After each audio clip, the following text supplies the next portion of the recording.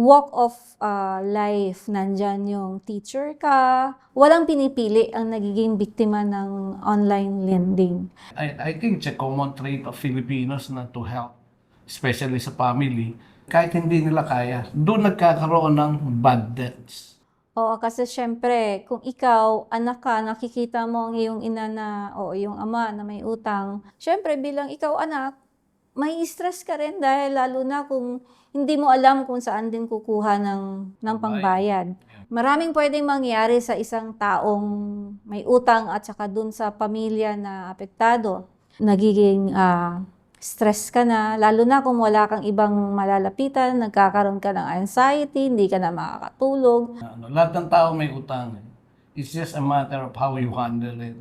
Janitor to from blue collar to white collar jobs, even to CEOs, even yung negosyo, may mga utang yan. Ang paghahanap ng aming mga guest at pagbabahagi ng kanilang kwento ay nangangailangan ng maraming oras. Pero sa tulong nyo, makakadiscover kami ng mga iba't iba pang mga istorya ng ordinaryong Pilipino. Para sa mas magandang community experience, pwede kayo makipag-usap at magtanong ng kahit ano sa aming mga naging guests at manatiling anonymous sa Discord. I-click nyo lamang ang join button para maging isang exclusive member. Maraming salamat!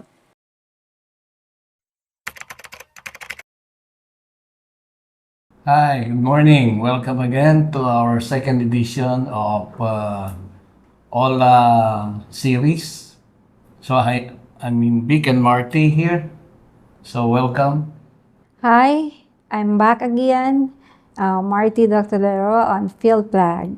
And po, doon naman ang episode po natin na pag-usapan po natin yung mga basics po ng OLA. Ganun din po yung mga victims po natin na nakaranas po ng debt shaming, harassment, at iba pa pong mga violation po ng mga iba't ibang online lending companies po.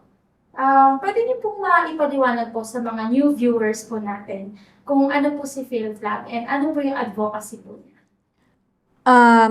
Si PhilFlag ay ang kanyang focus na advocacy ay para tumulong dun sa mga naging biktima ng online lendings para makapag-assist sa mga naging biktima kung ano yung mga dapat nilang gawin.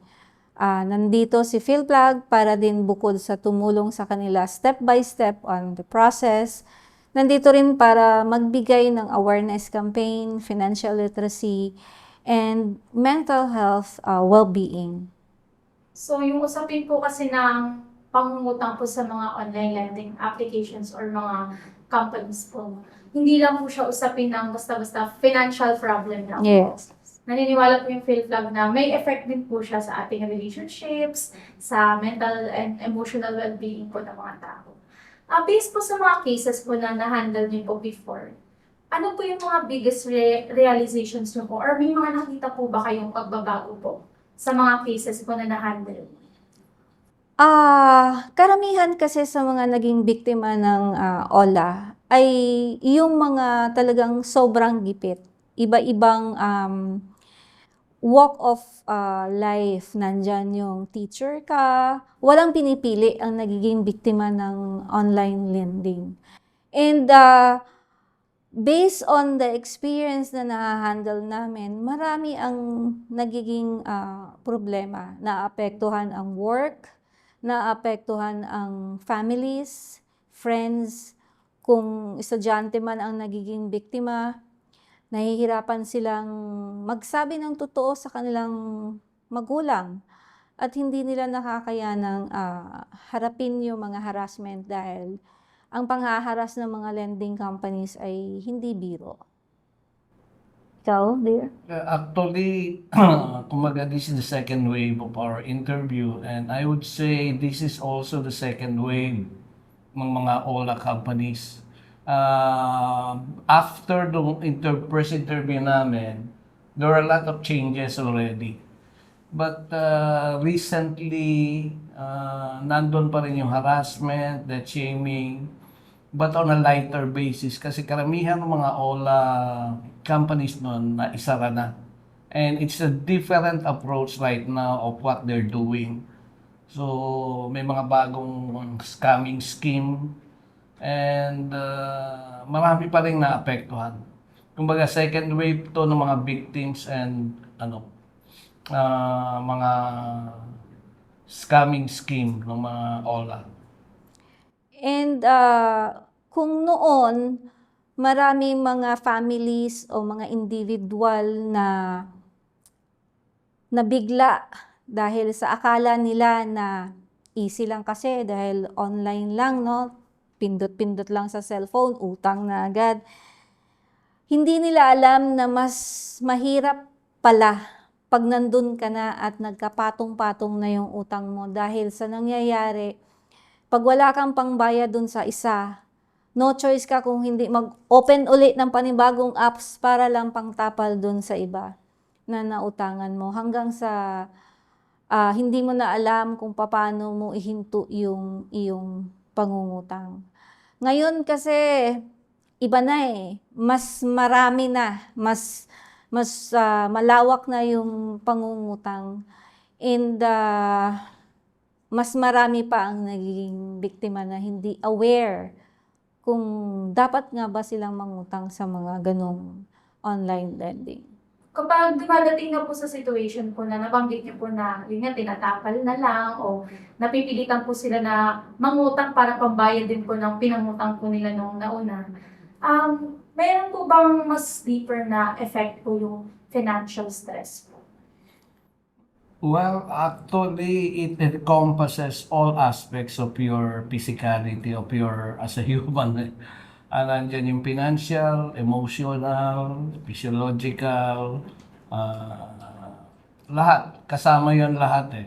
Like yesterday, one of our employee, we saw the stress and yung kanyang depression dahil yung kanyang mother nagkautang, sagad sa utang, hindi alam ng tatay. So, ang effect is not just on the victim but on the entire family also. Even yung trabaho nung employee namin na apektuhan. So, ano yan kumbaga ripple effect yan Domino effect. Domino effect yan. So, once somebody started, tuloy-tuloy na yan. Madadamay lahat. Oo, kasi syempre, kung ikaw, anak ka, nakikita mo ang iyong ina na, o iyong ama na may utang, syempre gusto mong tulungan ng iyong magulang na makabayad. So, syempre bilang ikaw anak, may stress ka rin dahil lalo na kung hindi mo alam kung saan din kukuha ng pangbayad. Yeah. So, doon na rin yung domino effect nga, sabi nga ni Vic, domino effect, maraming pwedeng mangyari sa isang taong may utang at saka dun sa pamilya na apektado. Nandun na yung papasok na hindi mo alam kung anong gagawin, nagiging stress ka na, lalo na kung wala kang ibang malalapitan, nagkakaroon ka ng anxiety, hindi ka na makakatulog, hanggang sa dadating na yung pag nag-ring lang yung telepono ng mama mo, may tatawag, dalawa na kayong natutroma dahil may nanghahara. So, talagang mahirap. Kahit po ganito po yung mga effect po ng financial stress na sabi niyo po kanina na apektuhan yung family, trabaho, yung emotional well-being po ng tao. Pero bakit po kaya marami pa rin po mga Pilipino na nababaon sa utang, yung nahihiya po silang pag-usapan po yung mga financial struggles po nila? Well, it's part of a person's life na lahat ng tao may utang. It's just a matter of how you handle it. Kumbaga from janitor to from blue collar to white collar jobs, even to CEOs, even yung negosyo may mga utang yan Kumbaga that's the way to, sabi nga, yung iba expand your business, yung iba kailangan needs, yung iba wants. So lahat ng tao may utang. Nobody can say na wala siyang utang. And yun yung it will stay there except that inaabuso ng yan like we focus on OLA and now it's even extended to other lending or financial institutions. Meron na rin harassment ngayon. Ang mindset kasi ng tao pagdating sa utang ay kinahihiya mo. Pero kung tutusin, bakit nga ba, tulad nga ng tanong natin kanina, bakit hanggang ngayon meron pa rin nangungutang? Kasi naka-mindset tayo na kapag gipit tayo agad, utang utang ang solusyon. May konting problema lang pangbayad sa tuition fee, pangbayad sa ilaw, pangbayad sa kotse, o pangbayad sa negosyo, o pang-ikot sa negosyo, utang agad ang naiisip natin. First solution, First solution immediate. Immediate niya yun cash. Pero kung nagagawa natin ng paraan, o naiisip natin sa pang-araw-araw natin, ano nga ba ang dapat nating ipo-priority sa mga gastusin natin? Ano ba yung mga needs natin na hindi muna dapat nating bilhin? Ano muna yung dapat nating ipo-prioritize? Kung ganun ang magiging mindset ng bawat individual, I think mababawasan yung utang. Kasi, yun nga, nasa pag-budget yun natin. Sabi nga ng iba, napakahirap mag-budget kung ang sahod mo lang ay 10,000. Pero it's a matter of family concerns din Kung ang isang pamilya o isang mag-asawa ay nag-uusap tungkol sa kanilang mga budget, nagagawa ng paraan. Yan po, nabanggit niyo po kanina na marami po sa atin na may utang, halos lahat ng tao may utang. Ibig sabihin po, ang pangutang po in itself, hindi naman po talaga siya masamang bagay. Kasi marami pong mga tao na yun nga po, kahit mga businessman po ay may utang. Yes. Paano po natin malalaman na parang hindi na po maganda yung estado po ng ating finances na kumbaga hindi na po healthy para sa atin na mangutang po? Well, actually kasi you have to check on the root cause. Lahat ng problema may root cause yan Now, if you need the money, ang nangyayari kasi it's how nag-start yan sa emotional responsibility. Like, may pangangailangan siya, o hindi naman siya may pangangailangan, kaya niyang i-budget yung sarili niya, but yung kanyang kapatid or pamilya or kamag-anak kailangan ng pera. So, ang root cause is taking the responsibility which is not your responsibility at all. Gaya nga nung nangyari doon sa employee namin, may utang yung nanay niya, but he's the one taking the responsibility. So karamihan, almost 50% of those who are taking loans are not really on their own loans, but more on helping a friend, helping a relatives, na to the point na ang naapektuhan sila. So yun ang nagiging problema ngayon I think it's a common trait of Filipinos na to help, especially sa family. And kumbaga they will go all out to support them kahit hindi nila kaya. Doon nagkakaroon ng bad debts. Kasi if you can manage and if you take away the emotional part of hindi ko sinabing huwag mong tulungan, but kung hindi mo kayang bayaran, why help? Di ba? So yun yung nagiging first and foremost core issue about lending. Tsaka isa pa doon, kaya din tayo nababaon sa utang kasi yung mga gastusin natin na mga unexpected. Alam ko, yung may biglaang nagkakasakit, wala tayong ipon, may biglaan na kailangan dalhin sa ospital, may mga unnecessary things na mga emergency na hindi pasok sa budget kaya naiisipan nating umutang. Pero kung meron tayong a certain amount of money na nakatabi na panghanda, hindi tayo magiging sagad sa baon sa utang. Tradisyon din kasi sa Pilipino na hindi tayo pwedeng mag-alkansya, hindi tayo pwedeng magganito kasi may magkakasakit sa pamilya. Pero kung iisipin natin, kailangan nating a little savings for emergency, hindi tayo mababaon sa utang. We could never judge anybody kasi hindi natin alam ang pangangailangan ng bawat individual. Masakit pakinggan na, utang ka, wala ka palang pangbayad. Yun ang laging comment dun sa mga online, sa mga Facebook, na mangungutang ka, hindi mo babayaran. Iba-iba kasi ang kwento ng buhay ng tao. Dalawa ang klase na taong nangungutang. May nangungutang na talagang gipit na kailangan niyang umutang. May tao naman na uutang pero wala talagang intensyon magbayad. Yun yung kaibahan ng nangutang na dahil emergency talagang kailangan niya at yung taong talagang walang intensyon mambayad. Pero napakasakit din para doon sa ibang taong nagja-judge sa mga taong nangutang. Kaya yung ibang taong nangungutang ayaw magsalitang nangungutang kasi napapagsabihan silang, uutang ka, wala ka palang pangbayad. Huwag ka na umutang. Papaano kung may mamamatay na pala sa pamilya mo? So we could never judge anybody. Bakit sila nangutang? And the best is to have financial literacy and learn of how to make a savings. Kung meron po kayo ma-advise po para sa mga tao or mga pamilya po na yun nga po, dumadating talaga sa point na nagigipit po sila at wala po silang kakayanan na magbayad, lalo na po pag unexpected po or emergency yung nangyari po sa kanila. Ano po yung one thing na ma-advise niyo po sa kanila prior po sa pangungutang? Ikaw, dear. Well, yun nga, gaya ng sabi ko kanina, it all starts in, ano yan it's not really the money but more on the emotions Kumbaga, emergency, may sakit si tatay, nakuha na merong stage 4 cancer. Ang trabaho ko, ganito lang, this is only how I can afford to help.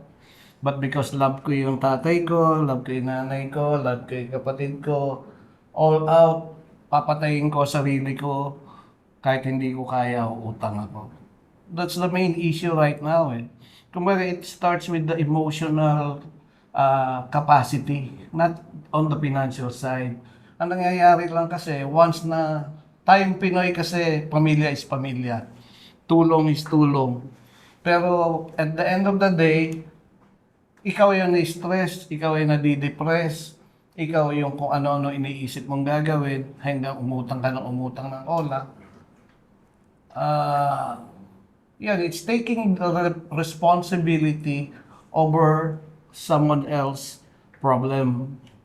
Doon nag-uumpisa yan Kasi yun nga, ang my advice even to our own employees, kung hindi mo kaya, huwag mong pasukin. Yan dyan nag-uumpisa yan Haharas ka, naharas ka, nabibwisit ka, nagagalit ka sa kanila. Sino ba in the first place may kasalanan? Di ba? It's yourself. Hindi ko sinasabi na kasalanan mo totally, but kumbaga, it's a matter of kung financial literacy, matuto kang mag-budget. Same thing, if there are emergencies, give only what you can deliver.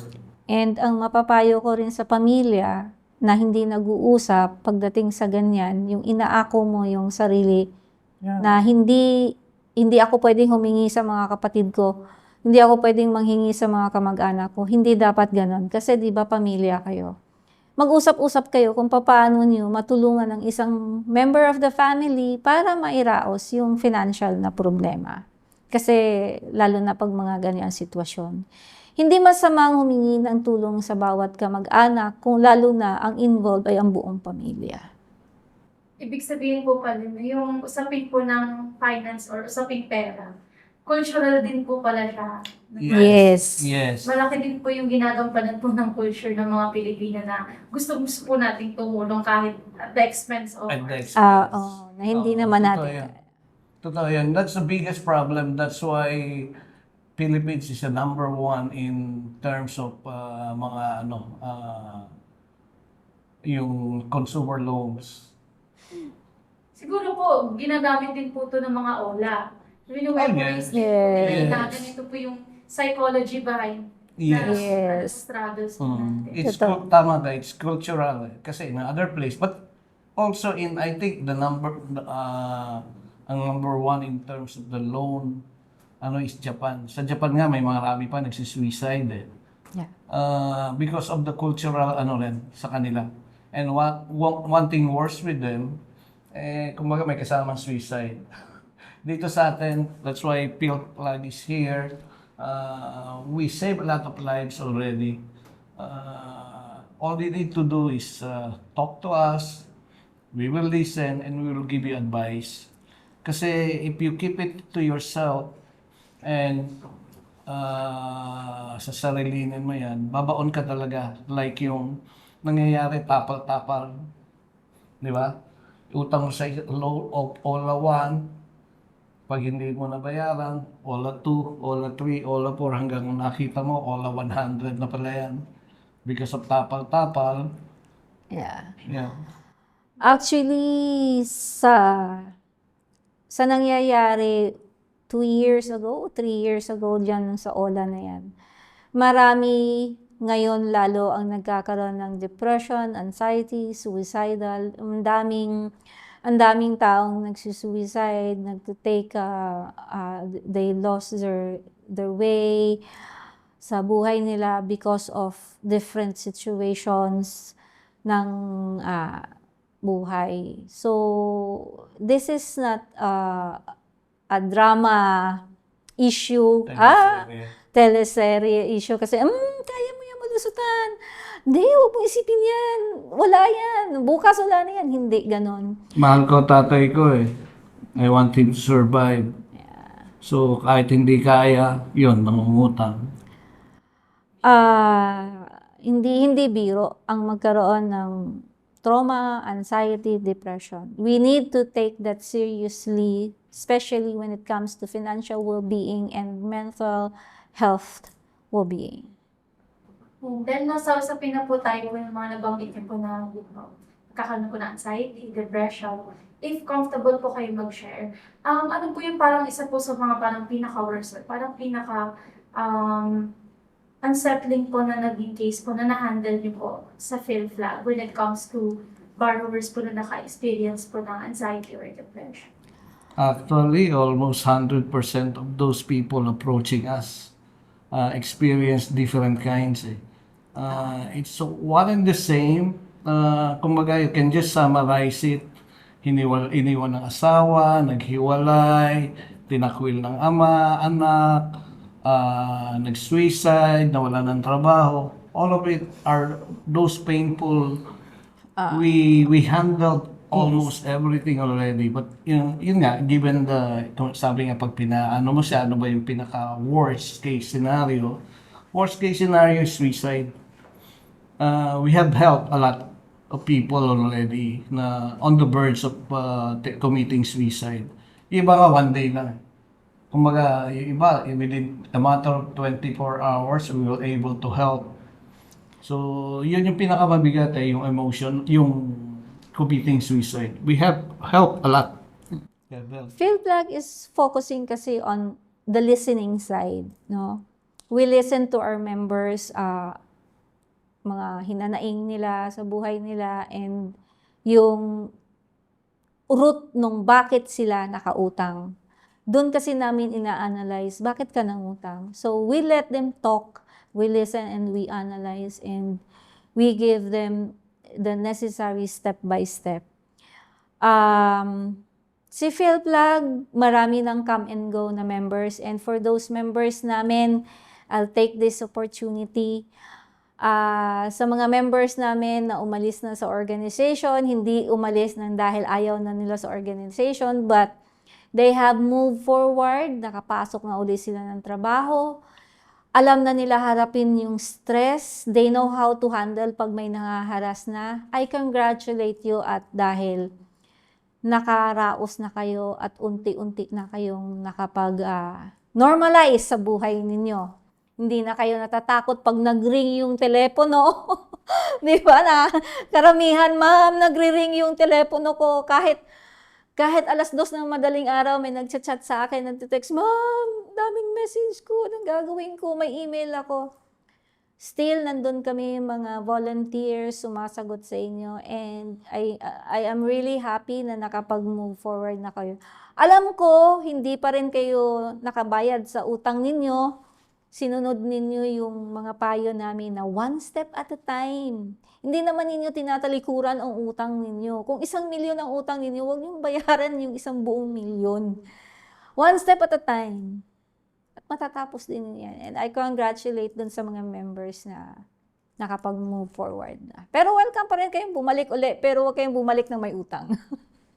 Yan. Despite of this kind of financial struggles or challenges po, possible po talaga ang recovery po para Yes. sa mga victims natin. Oh, yes. Yes, of course. Yeah. Kumbaga, sabi nga, for every problem, there's a solution. It's just a matter of, realization eh. Kumbaga, hanggat di mo na-realize na nandun ka na, you cannot accept. So, once there is acceptance, then you will move forward. So, yun yung nagiging parang hindrance right now for those who are not able to recover.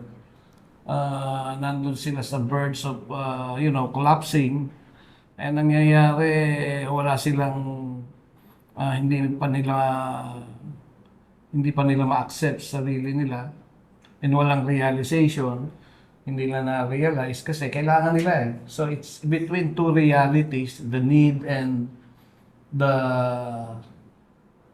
how you can do. So, once you go to the step of realization, then comes acceptance. Mas mabilis na.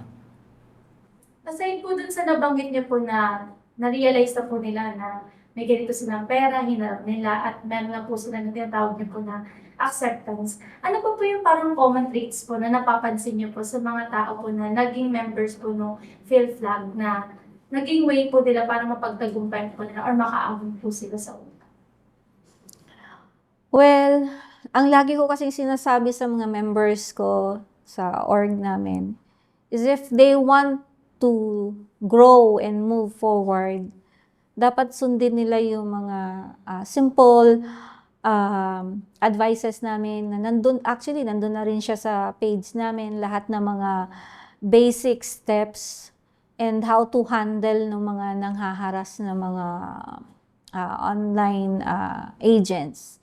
Kasi actually wala ka naman talagang dapat ikatakot dun sa mga nanghaharas kasi kung alam mo namang hindi mo tinatalikuran yung utang mo.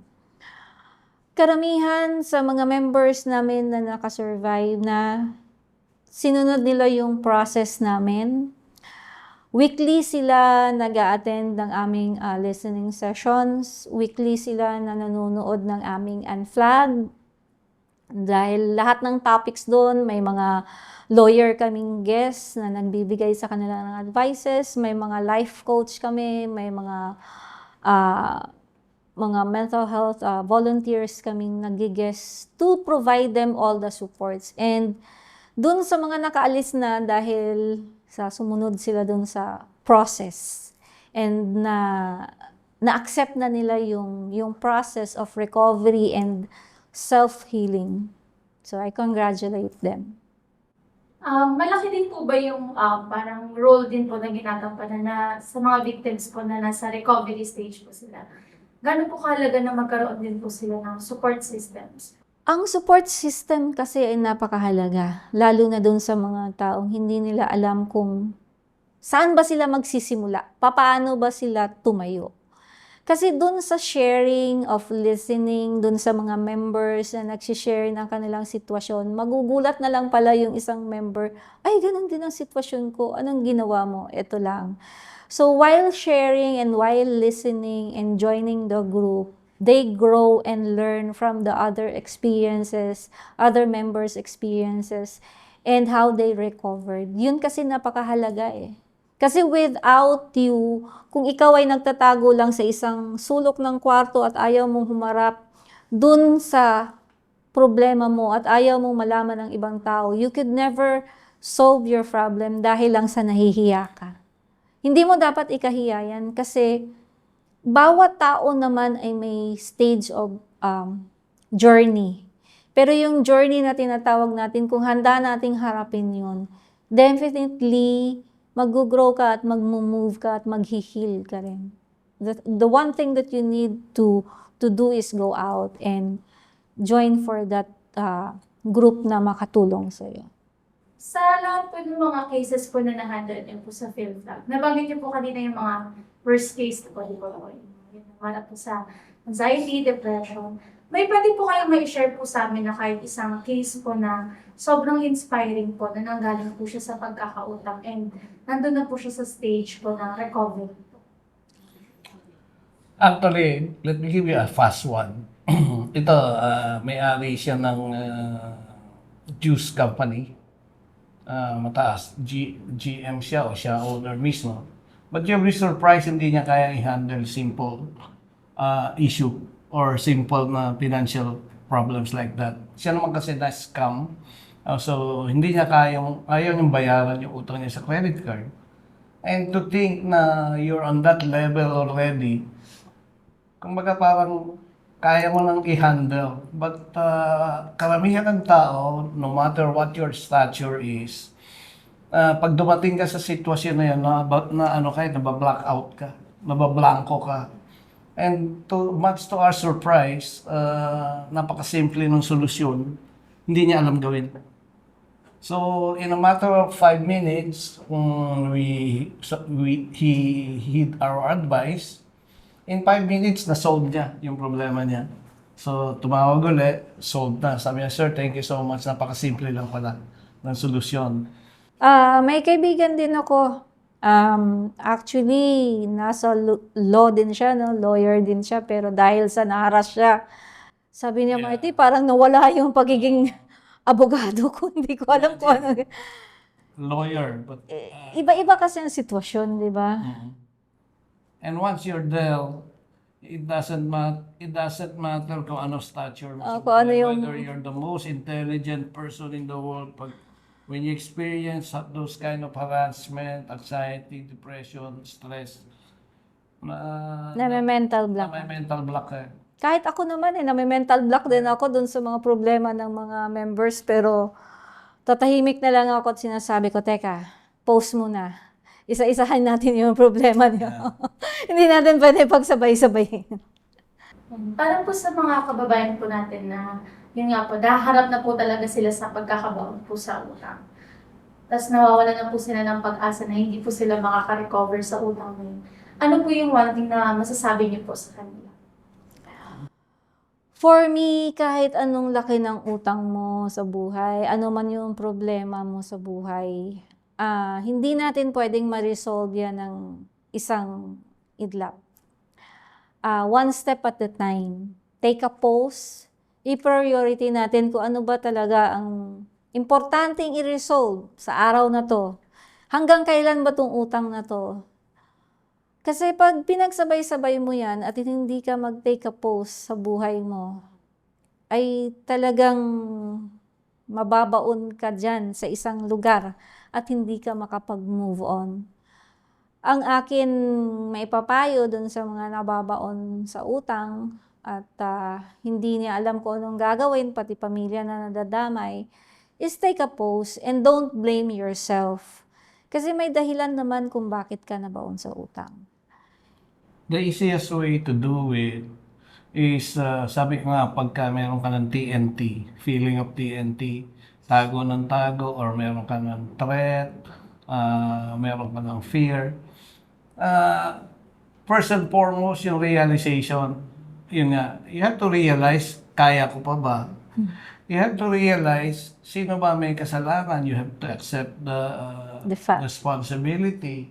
So, once you have the realization na, oops, hanggang dito lang ako, then accept the fact na hindi mo kaya over anything else.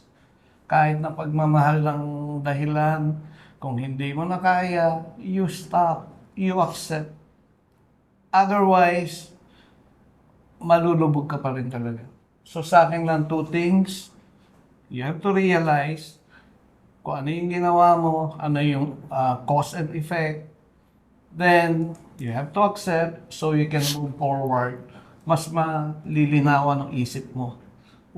Without that two steps, I'm sorry, hindi ka makaka-move on, brother. Malaki po pala yung ginagampanan po ng mindsetting pagdating po sa pag-handle po talaga ng Yes. pagkakautang. Kung meron naman po kayong gustong makitang pagbabago po sa mindset po ng mga Pilipino tungkol sa usapin ng utang, pera, financial hardship, ano po sa tingin niyo yung kailangan pong mabago sa mindset po ng mga Pilipino? Mahirap. It's a hard question. It's a hard question kasi you're fighting against culture. Yeah. You're fighting against love. Sabihin na atheistic kami. Sabi nga ni Lord, di ba? Give love. Mahirap. You're fighting against a culture na pagka sinabi mong mind your own business, maraming magagalit sa'yo. Pag sinabi mong huwag mong tulungan, sasama pa ang loob sa'yo. Kumbaga, ang tinitingnan karamihan kasi natin, ang culture natin tutulungan kita sa lahat ng aking makakaya. Hindi mo na nga kaya, tulong ka pa ng tulong. Hindi, kasi mahal ko siya. Kasi love ko tatay ko. Ayoko mangyari yon. Ayoko mangyari sa asawa ko yun. Those kind of mentality is what put you there in the first place. So, ang hirap. That's a hard question that only you can answer. We cannot give you an advice on that kasi the problem is in your hand. Walang no amount of advice or listening or until you accept your responsibility and meron kang Accountability and responsibility of yourself kasi. yeah. Tayo kasi ang ano natin sa individual kasi may kanya-kanya tayong culture or paniniwala o yung sa upbringing ng ating pamilya. So hindi natin po pwedeng sabihin na pare-pareho tayo. Kailangan nagsisimula sa'yo mismo kung papaano mo i-handle yung utang mo, yung problema mo. Ano ba ang root cause? Lagi mong titignan ang root cause at kung gaano kalalim yun. And kaya mo bang gampanan yun? Kaya mo bang baguhin? Kasi kahit gaano karaming organization kami na nandyan para tutulong sa'yo, kung ikaw mismo, sarili mo, hindi mo kayang tanggapin yung pagbabago at hindi mo kayang tanggapin yung root cause, walang makakatulong. No quantity of organization can help. Yes, it's you, yourself. Yung ganitong problema po na highlight din po niya yung lacking po ng financial literacy po sa mga kababayan po natin. Baka meron po kayong pwedeng ma-share na initiatives po na meron po ang PhilFlag in addressing po yung financial literacy problem po na kinakaharap po ng maraming Pilipino. Yes. Right now, PhilFlag is more on focusing of financial literacy awareness campaign, not just the awareness campaign, but also this involves mental health well-being. So nakafocus kami ngayon not on the online or live. We are focusing on schools, companies, LGUs, barangays, na magkaroon ng awareness on how to handle how to start to be aware of handling your finances and how to also involve your mental health. Kasi hindi kasi pwede maghiwalay yan Kapag may problema ka sa financial, pati yung mental health well-being mo kasama. Damay yan. So we are more focusing on that. Para naman po sa pagbibigay po ng tips para po sa mga kababayan po natin na yun po, naiengganyo po sila ng mga OLA. Kasi kapag tinignan po talaga natin, sobrang enticing po talaga ng mga OLA Instant approval, ganun po. Ano po yung mga precautionary measures po na parang pwede niyo pong mabigay as form of tips po na hindi na po sila mabaon po sa utang? Ako, based on my experience and based of everybody's experience sa PhilFlag, wag lang basta pindot porket madali mag-loan. Isipin nyo kung talagang kailangan niyo yung pera. Is it necessarily needed? Mag-compute kayo ng budget nyo. Kung hindi talaga kaya, choose the right online lending na hindi kayo naharas. Tingnan nyo bago kayo pumindot ng agree. Basahin nyo yung agreements nila, yung terms nila, yung interest rate. Kasi kadalasan kasi ang nangyayari, ang taas-taas pala ng rate mo, ang taas-taas ng ganito. Kasama kasi yun Huwag lang tayo pindot ng pindot. Choose the the online lending apps or yung OLA na mababa yung interest rate niya at tingnan niyo yung mga comments. Kung marami bang nang-harass, ganito. Try to do a research muna doon sa mga apps na gusto niyong utangan. Kung try to go to the website of SEC, kung siya ba ay registered. Kahit na ba siya ay registered, gaano ba karami ang nag-comment na may harassment siya. For you to be aware. And kung bago rin kayo umutang, be aware na kapag hindi talaga kayo nakabayad on time, talagang merong kaakibat na mga tatawag sa iyo for you to remind. It's always, ang first rule of thumb dyan, before you do anything else, be a budgetarian. Yeah. Okay? Ano yung budgetarian? Yung budgetarian, utang ka ng this much, Yeah. alam mo yung Kapasidad mo. monthly or weekly na bayarin, kaya mo ba? Kaya ba ng sweldo mo? Huwag kang aasa doon sa sideline mo. Umasa ka sa main source of income mo kung kaya mo pa.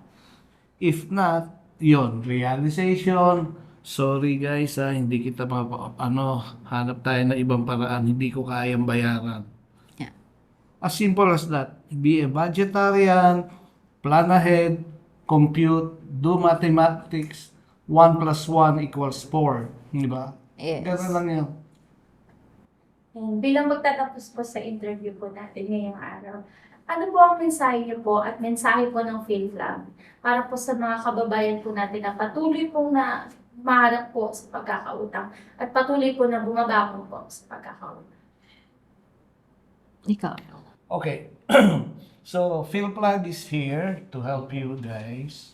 Especially not just those victims, but those who are about to, yung mga nagpaplano, we're here to help. Emotionally, physically, spiritually, in all kinds of help, we are here. We can listen and we can give you advices. Kung nahihiya kayo, you go to our page, andun lahat ng mga FAQs na mayroong mga solutions doon on how, depende sa inyong We have tackled almost everything already on the issues of OLA, on lending, and everything. So, I think it will help. But if you're on the verge talaga of, doing something not good, talk to us. We have different avenues to help you. Yes. Ang masasabi ko lang din, bago tayo mangutang uli, titignan natin yung kakayahan natin ng pagbayad. Kung ito lang yung sapat na kinikita natin, wag na tayong umutang. And para doon naman sa mga nakautang na, at ito lang yung laging mindset natin na ito lang yung hanap buhay ko, try to do other sidelines, mga online na negosyo na pwedeng pangdagdag para makasimula kayong magbayad uli. Try to do new things to earn money para makadagdag sa pangbayad mo. And para dun sa lahat na naman gustong lumapit sa PhilPlug, pwede po kayong mag-leave ng message doon. And medyo hindi lang kami agad-agad ngayon nakakasagot, gawang marami kaming inaayos ngayon sa organization. But definitely, we will reply on you. Si PhilPlug kasi ngayon ay nagfo-focus on-site. No? Mas fino-focus namin ngayon yung magkaroon ng mga presentation sa mga companies, no? And sa mga barangays and schools. But definitely, PhilPlug is just there, waiting for you. Kung gusto nyo manood ng mga dokumentaryo galing sa mga interviews namin, huwag nyong kakalimutang i-check ang isa pa naming YouTube channel, Off the Record Beyond Borders. I-click nyo lang ang link sa description. Maraming salamat!